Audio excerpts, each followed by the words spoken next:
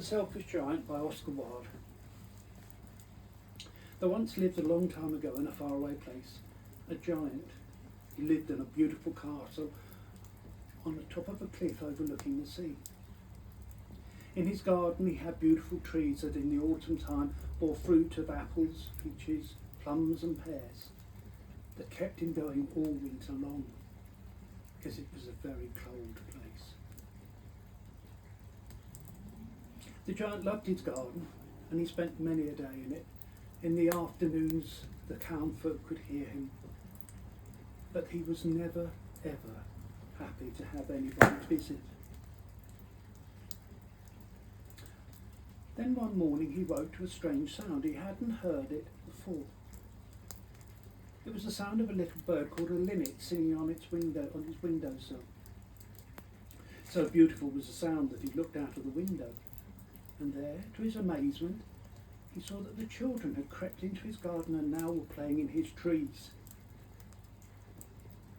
All the blossom was falling down, and the giant was very cross. He knew that if the blossom didn't set, that he would have no fruit for the winter. So he raced down into the garden and shouted at the children, "Get out of my garden, how dare you, this is private property."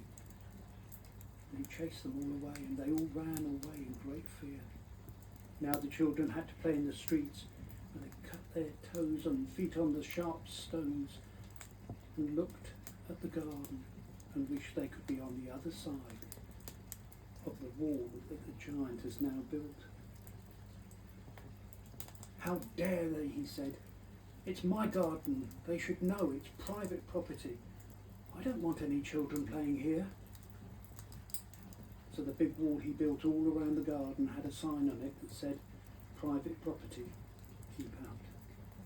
You see, he was a very selfish giant. Many years passed by, and the giant grew very old. He didn't mind that, because he loved his garden and he loved the time he had playing and living a life to the full. But there was something missing. He didn't know what, but he knew that there was something not right inside him. Winter came one year in every village garden except for the garden of the selfish giant. It was very late. He didn't know why, and when it didn't leave and stayed on into spring, even though every other village garden was now bursting into bloom, he was very concerned. Why has the snow and the frost decided to stay? He wondered to himself. The snow and the frost loved it. Hail rat-a-tatted on the roof tiles, and the wind, the north wind, blew and howled all around the castle.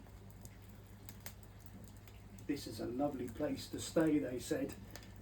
"We don't need to leave. There's no children to chase us away." And as summer approached, the giant was very concerned, because least of all he knew that he wouldn't get his food for the winter from his beautiful fruit trees. And then one morning the giant rose to the sound of the linnet on his windowsill. The beautiful sound of the bird singing made him rise and walk out and look out of the window. There, to his amazement, he saw that through a hole in the wall the children had crept in and were now playing in each of the trees. In each of the trees that the children were playing in the branches, the tree had lost all its frost and the snow had disappeared. Every tree that was, except for the one in the furthest corner of the garden that was still quite covered in snow. Beneath it stood a little boy crying. The little boy was so small he couldn't pull himself up into the tree, couldn't reach the lower branches even. And the giant's heart melted, because then and there he realised that his selfishness had prevented the winter leaving and made the summer decide not to come on and stay.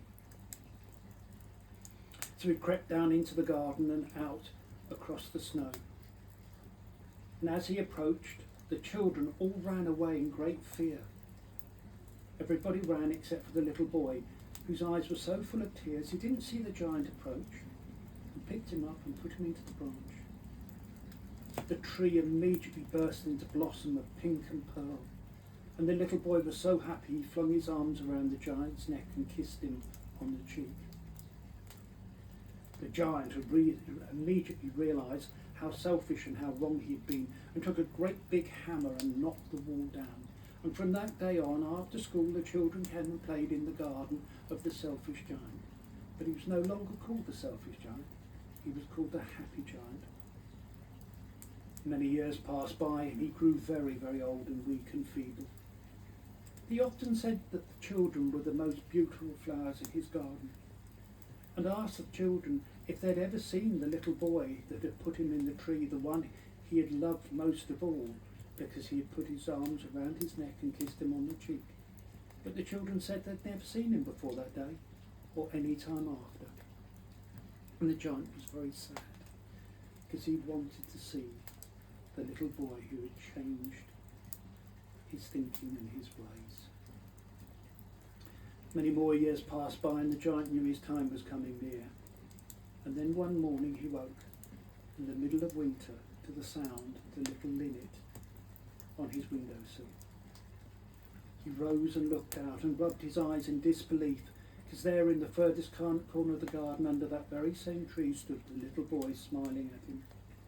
The tree was covered in gold and silver, and his heart missed a beat as he raced down the stairs out into the garden, across the snow to the little boy. And as he approached, his face grew red with anger. And he said, "Who hath dared to wound thee? For on the palms of the child's hands were the prints of 2 nails, and the prints of 2 nails were on his little feet. Who hath dared to wound thee, that I may take my sword and slay him?" "Nay," said the child, "but these are the wounds of love." "Who art thou?" said the giant, and a strange awe fell upon him. The little boy said, "You once let me play in your garden. Today you will come with me to my garden, which is paradise." And when the children came in from school at the end of the day, they found the giant lying dead under the tree, covered in blossom, pink and pearl. The Selfish Giant by Oscar Wilde, my version.